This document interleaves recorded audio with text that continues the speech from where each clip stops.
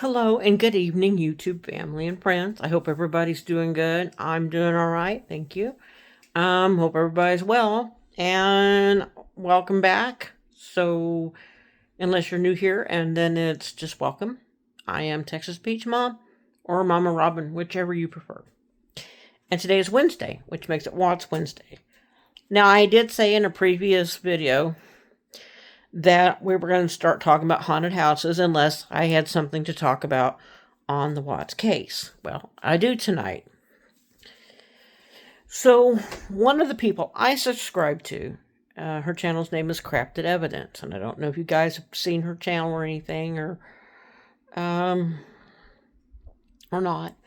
If you haven't, you need to go show her some love. But she was doing a show, sitting in as a guest or something, with Parawoman Radio, Amy from Parawoman Radio. And they were talking about Chris Watts. And they were talking about the what if. What if Chris Watts had gotten help? Like when he first started fantasizing about killing his wife. Because he never thought about killing the kids originally. But when he first started fantasizing about killing his wife, why his brain didn't go, you know what? These are not normal thoughts. Maybe I should go see somebody. They have valid points. But they were talking about that. The video I saw was a clip, and it was like 2.5 minutes long, maybe 3 minutes long. But in this short clip, they were talking about what if Chris had gotten some help. And they were talking about the fact that even if he didn't want to get help, he could have just left her. That she was gone for 5 weeks. Hell, him and Nicole could have run away. You know, he could have just moved out, whatever. And those are all very valid points. I thought it was a decent little clip that I saw. Here's the thing. And their conversation just solidified in my mind why he didn't get help. And again, I can't say this enough. All my opinions I'm about to give are not just my opinions, and they're not just based on whatever. They're based on 11 years experience with a narcissist. They're also based on 5 years with a therapist, and they're based on other professionals that have said, in their opinion, professional psychiatrists, psychologists who have said that they believe Chris Watts is a narcissist. And I'm going to go back to that because of this video. Got me thinking about it. Anyway, like I said, the points they brought up were good points. They were great points. Maybe he could have gotten help. What had happened had he gotten help? They're right. Had he thought to himself, hey, I'm fantasizing about killing my wife, and that's probably not a good idea. Had he done that, they would be alive today. Probably. Most likely. But he didn't do that. And people often wonder why he didn't get help. And I'm going to tell you again. Not just my opinion, but several professionals have all believed that he is a narcissist. And here's the one thing I cannot seem to get people to fully understand unless they've dealt with one. A narcissist, a true narcissist, doesn't matter what type of narcissist, doesn't matter if they're covert or malignant or any of them. All narcissists all have a few things in common. And one of the things they have in common is they don't know they're narcissists. They don't know they are. And if you told them they were, they wouldn't believe you. Because the true narcissist does not believe they're sick. The true narcissist, be they male or female, they do not believe they're sick. They don't believe there's anything wrong with them at all. They just don't believe it. They think that they're perfectly fine, and they think everybody else is crazy. And because they think they're fine, and they think everybody else is sick, that's why it's so easy for them to gaslight and manipulate, because they don't realize they're gaslighting. I mean, it's not like they're setting out. Now, in some cases, they are setting out to lie to you or to convince you of something else, but they don't see it as something they're doing wrong. They see it as you're wrong, and they're trying to fix your wrong. Or that you're not smart enough to realize what they're doing. Or you don't think they would ever do that to you. Or whatever. But yeah, a true narcissist never, ever believes that they're sick. That's what my therapist taught me a long time ago. See, because we were talking about it. We were talking about me and my ex, and I said, well, what if he gets help? And she said, well, if he ever gets help, you and him could have a good relationship. She said, but he'll never get help. They never get help. Or she didn't say never. Let me back up. Let me correct myself. She said it's very rare that they get help. Because, she said it's very rare that they get help because they don't realize that there's anything wrong. They don't realize that they're the problem. They think you're the problem. They think everybody around them is the problem. But they don't think that you're the problem. Or that they're the problem. They think you're crazy and they're fine. So because they don't realize that they are the problem, because they don't realize that they need the help, they won't get help. They just won't do it. They'll never do it. And so that's why when people go, well, why didn't he just get help? He doesn't know he's a problem. Even if he was having thoughts like, or as she put it, he was fantasizing about killing Shanann. And he did. That's why I'm saying this was premeditated. Because way before he killed Shanann, he was fantasizing about what it would be like to kill her. He was thinking about it. Well, what would it be like to kill her? And for most people, or for people that aren't narcissists or whatever, they'd be like, you know what? I shouldn't be having these thoughts. I need to talk to somebody. That never even occurred to him. He was that messed up. He was so messed up that it never occurred to him, hey, I probably shouldn't be having this thought. I probably should go talk to a professional. No. It would have never, ever, ever, ever, ever crossed his mind.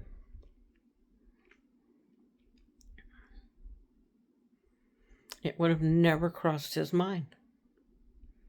And that, unfortunately, is the sad truth. And I know there's a lot of you that will agree with what I'm saying, and there's a lot of you that don't, and that's fine. That's perfectly fine. Nobody has to agree with me.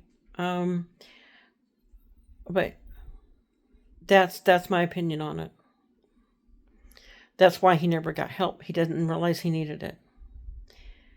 And I've had a lot of people have brought up to me, well, what would have happened had him and Nicole actually gotten together? Would he have killed her later? Maybe. But she in her own right, I do believe she in her own right was also very dangerous. I believe she in her own right might have hurt him. I mean, so I don't know what would have happened in that relationship. It's probably best they didn't get together. It's kind of like when a tornado meets a volcano. You just don't want to mix those two. So I don't know. I honestly cannot tell you what would happen. It probably would have been volatile. So with that being said, I mean, that's all I had on this discussion was when she was wondering what would have happened had he gotten help. They probably would be alive today. But he didn't. He wouldn't have. He didn't think he was the problem. I'm sorry. And of course, there's going to be a few of you out there that don't think there was anything wrong with him. Or they do, but they don't think he was a narcissist. They think he was it was spur of the moment, but it wasn't. He had talked about it. He had thought about killing what it'd be like to kill her. He talked about that. He talked about the fact that he really just used to fantasize about it. And yeah, he liked to blame everything on her. She's the control freak. She spends too much money. She does this wrong. She does that wrong. But when it came down to it, it was just easier to get rid of her and the kids than to get a divorce or to move out or to run away. And that's something else that they talked about. Well, he could have just ran away. He could have just got a divorce, or he could have just ran away. He could have just moved out. No. That leaves too much. That's too much problem for him. That's too much problem for him. Because if he leaves her, he still has to deal with her. They had 2 kids together. He would have had to deal with her until they were both 18. Actually, had she been allowed to live and had the baby, he would have had to deal with her until all 3 kids were 18. Weekly visits or bi-weekly visits, or however their visitation would have been set up after the divorce, plus child support and everything else. He was looking, number one, to get out of that relationship completely, because he wanted to be with Nicole or Nikki or Tricky Nikki or whatever the fuck. He wanted to be with her, and he didn't want all that baggage, and she didn't either, I don't think. And it would be easier. It's easier in his messed up head. It's easier to kill them and dispose of their bodies and pray they're never found. That way he can just tell the police, well, she got mad. We got in a fight. I mean, that's what he was trying to do. That's what he was trying to convince the police. That's what he was trying to do. He was already in a position, was trying to put himself in a position where he could tell the police, well, no. We had an emotional conversation. And she got mad and she took the kids. And now I don't know where she's at. That's what he was trying to lay out. That's why the sermon on the porch went the way it did. He was trying to use that information. He was trying to use that as an excuse or whatever. I can't think of the right word right now, but that was what he was doing with that. That's why he told the police the things he told them. That's why he told them about the emotional conversation that they had. They might not have had an emotional conversation. They might not have had one at all. But that's what he was telling them. He was laying the groundwork. That's what I'm trying to say. He was laying the groundwork for her to take the kids and just disappear. Because he was thinking he was smart. And he was thinking he was too smart. Excuse me. He was thinking he was too smart for the police. That they would never find the bodies. They would never, ever find the bodies, and everything would be okay. They would never find those bodies. And as I've said before in many videos when we've talked about it, it gives him the opportunity to, oh my God, my wife left me and took my children. Oh, woe is me. I'm so pitiful and I need love and support. Oh, by the way, this is my new friend, Nikki. I met her at work. She's been a good friend. She's helped me out. She's given me the love and support I need in this time. And then the longer they're gone, the more he can introduce Nikki into to the situation. Oh, this is my friend Nikki. Oh, this is my girlfriend Nikki. And then sometime later, oh, this is my fiance Nikki. Oh, later on, this is my wife Nikki. That's what he was wanting to do. Getting rid of the bodies was laying the groundwork for the excuse that she grabbed the kids. She got mad and she grabbed the kids and she left.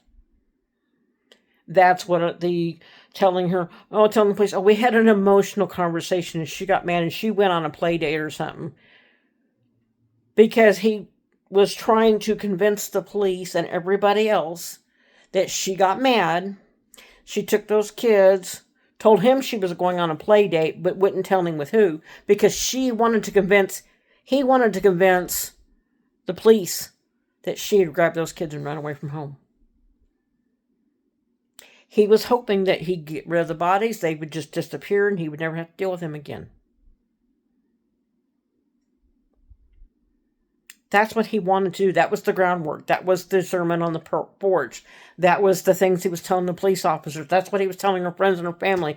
We had emotional conversation. We were talking about separation. We got in disagreement. She grabbed the kids and she left. She left me. She took me and the kids and she left. Hoping that everybody would buy it, nobody would look for them, and their bodies would never be found.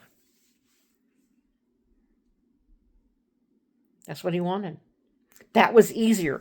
In his mind, it was easier to do that than it was to file for a divorce.